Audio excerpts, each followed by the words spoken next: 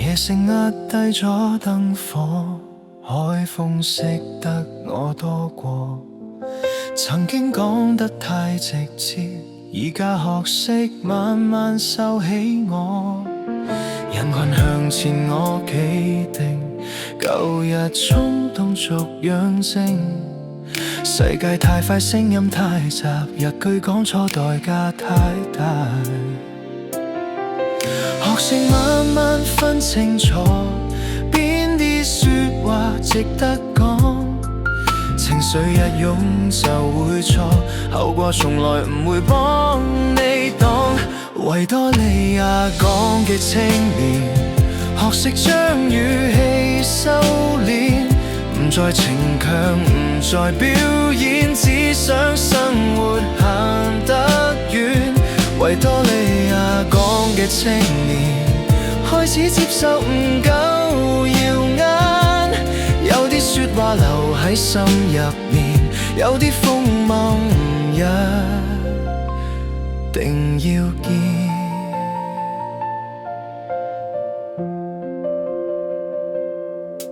外面世界閃得快，裏面方向要慢慢揀。資訊太多真假太遲，一行錯步會返唔到轉。以前覺得要出聲，而家明白要識停。成熟唔係再去證明，而係知道幾時要靜。講之前先諗從良，每一步都有價錢。沉默有時唔係怕，只係揀條行得耐嘅線。維多利亞港嘅青年，慢慢學識點樣行，就算光芒暗淡咗都唔代表冇方向。維多利亞港嘅青年，接受生活未必甜，如果穩定可以換明天，咁就忍一忍呢一點。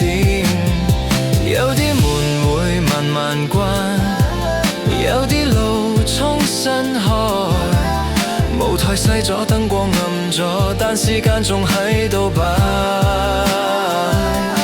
未必再快，未必再勁，但有人陪你行。就算唔再計得失，都有人默默撐。